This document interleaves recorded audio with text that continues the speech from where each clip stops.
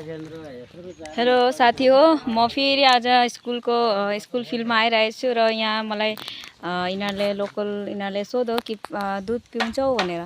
तर मलाई चाहिँ दुध साह्रै जतातताका मन पर्दैन त।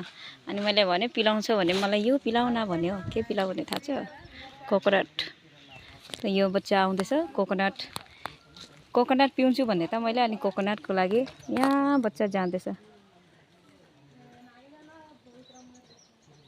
अनि अब म कोकोनट पानी पिउनु आँटेको। पुरा टमाटर खेती रहेछ यहाँ। हेर्नुहोस् यहाँ फुल पनि खिलिरहेछ।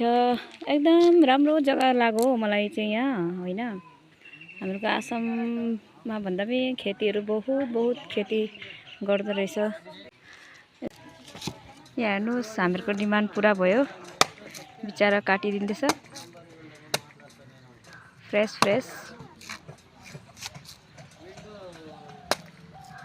एकदम आउनेहरूलाई चाहिँ बहुत मान्दो रहेछ है। यहाँ चाहिँ जे भने एउटा के भने खिलाएरै पठाउँदो रहेछ। चियाइ दिनु भन्ने होइन रहेछ। फलहरू बनाएको थोकहरू जे भने दिँदो रहेछ।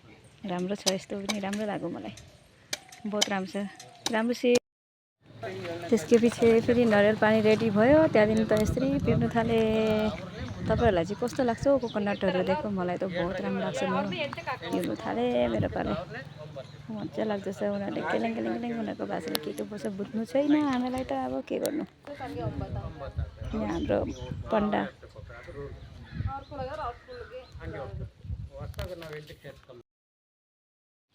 नरिवल पानी पिएपछि फेरि हामीलाई फुल पनि दियो। यहाँ फुल दिने पनि चलन छ।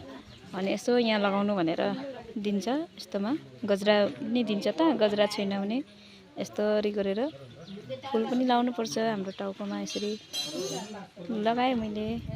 मेरो भिडियो हेरिदिएकोमा धन्यवाद सबैजनालाई। Thank you so much.